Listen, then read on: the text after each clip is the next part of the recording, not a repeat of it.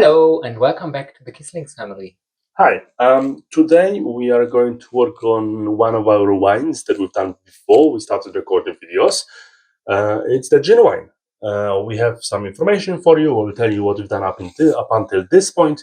We will tell you exactly what we want to do, what's the status of the wine, and maybe even taste it. See you there. All right, so as we mentioned already, we have our gin wine. The reason we call it gin wine is because, well, it tastes like gin, really. We already did taste it earlier. I'm loving it. Martin? I'm not so much, but I'm not a gin fan. Not a gin fan, not a gin drinker at all. I personally could drink gin tonic all the time. Maybe not the best thing to say, but nevertheless, wine. So we started doing this wine some time ago as well. We actually started it early November. So it's been 2 months, or around 2 months right now, a little bit over 2 months. It's been fermenting for a while. It's been racked already twice as well. There is still some floaties, and the reason for it is because this one specifically had a lot of things in it. So to make this wine happen, we actually used tea. We used the rose tea when we started making this wine. We added water, but not normal water. What we've done, we've actually cut up gherkins. Cucumbers. Gherkins in German. We've cut up cucumbers and sliced them up in the water, put them in the water, left them there for hours, and basically that's the way we created a cucumber water that we used to ferment. And then also we added the juniper berries. The juniper berries, we've added 50 grams of them, and there is still a little bit of them floating. And the reason for it is because we use pestle and mortar to actually grind those to extract even more flavor. I'm not too worried about, a little bit of them still floating in there, because today we're actually going to rack it. When we started doing the wine, we used a yeast, EC1118. We also used DAP. We used 5 grams of each, or 1 packet if you're using small packets. And the original gravity of this brew was 1.128. It's a fairly high gravity, but again, we used the high tolerance champagne yeast.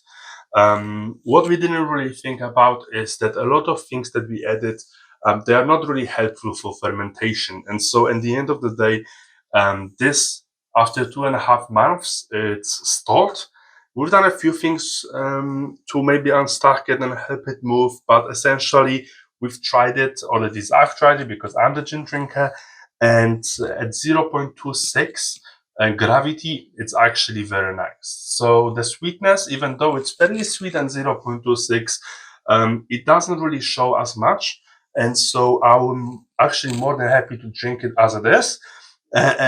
So I don't drink it all, we want to bottle it. But before we bottle, because the gravity is on 0.26, we do want to make sure it's safe. If we bottled it without pasteurizing, it could somehow, restart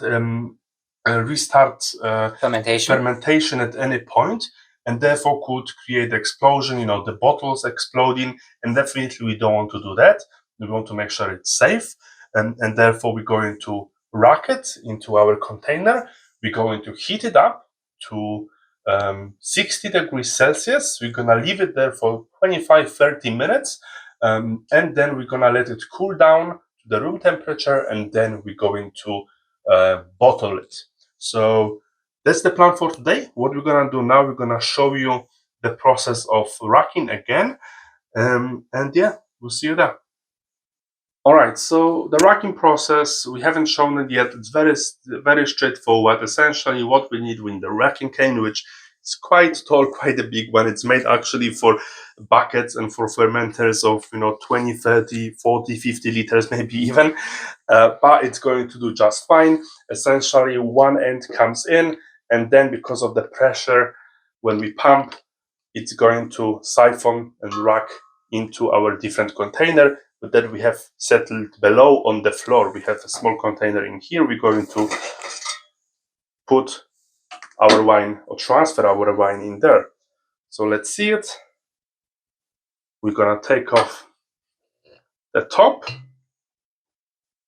We're going to put our racking cane. We're also going to put roughly halfway through. The reason for it is because there is still a little bit, just a little bit of sediment on the bottom. It was racked multiple times already, but obviously we want to get rid of as much as possible sediment so we don't have as much in the bottles, and therefore we're gonna start pumping it right now. And as we can see, or maybe the camera doesn't catch, but essentially the water is getting transferred to our container. Now I'm gonna set the racking cane on the bottle without disturbing of the sediment, so the sediment doesn't get disturbed, it doesn't get sucked in.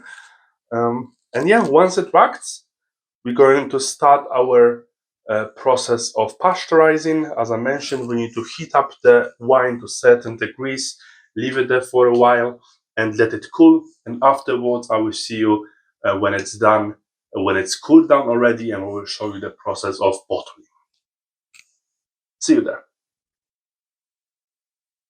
All right, so continuing our gin wine, we pasteurize it. So essentially what we've done, we've heated it up to 60 degrees. We left it sit for 20 minutes in the 60 degrees.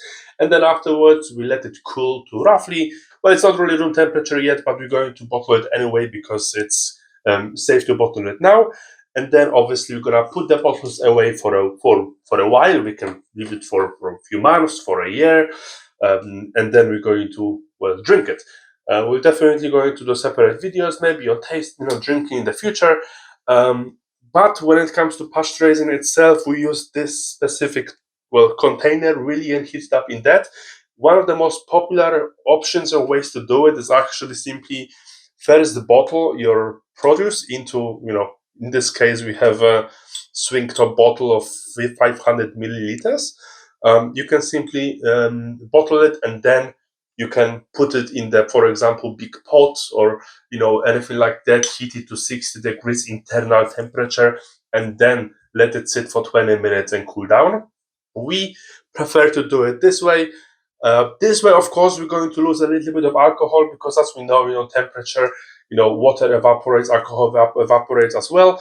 But again, it's a home brewing. If I'm gonna lose, 0.5% of alcohol or whatever it is, it's not really gonna do any difference to us, or it's not a problem at all. It still tastes amazing, and that's the most important. So yeah, right now we're going to bottle it. The way we bottle it is very simple as well. We have our racking cane, which we use to rack, but the only main difference between this is the ending. So in the end here, maybe you guys can see, we have our valve. So essentially, when we press it down, because it's going up and down, as you can see, when you press it down, the liquid comes out, and when you don't press it, it stops. So it's very easy to bottle. It's very helpful for bottling at the end of the day, because when we take the bottling rod out, we don't have to worry about the spillage. So that's kind of the most important part about having this valve in the end. But yeah, essentially what we're going to do, we are putting one edge inside here. Obviously, bottle has to be lower, and I have my lovely assistant who's sitting down here on the floor and going to help me. So we have to make sure it's pressed in, and then we are simply going to pump it and start bottling. In here we can see it's roughly 3.5 liters of our wine. Therefore, we prepared enough bottles to bottle it, and we will see you. I will show you the final result, once it's bottled.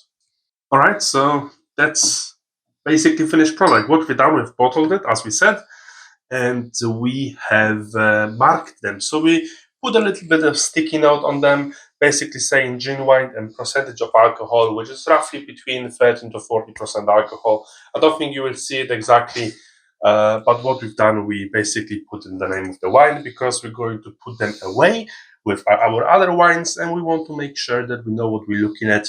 If we want to have a drink, or, well, this specifically, I will definitely drink. Anyways, what we have 6.5 bottles roughly. and we left a little bit in the glass just to guys show you. Maybe you can try. It's very clear, so maybe you put it closer to camera.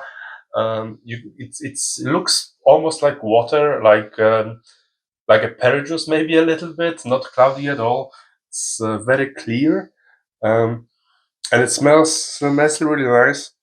Smells like juniper berries at the end of the day, like gin. So Martin doesn't really like it, doesn't want to drink it really, unless you do want to try. No, you can try. Yeah, I will enjoy it. Yeah, it really tastes like gin. Really tastes like gin.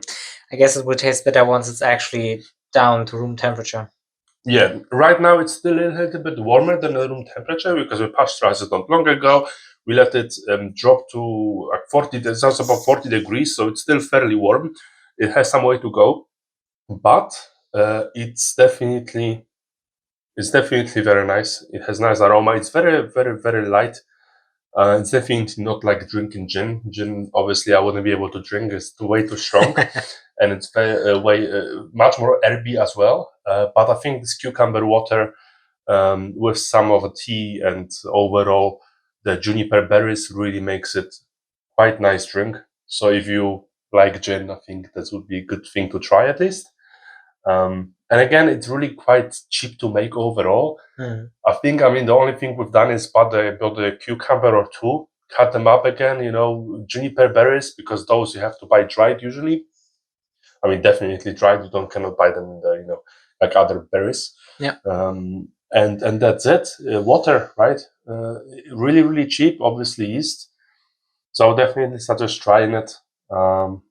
Yeah, enjoy. Thank you very much for watching, and we will see you next. Bye. Bye.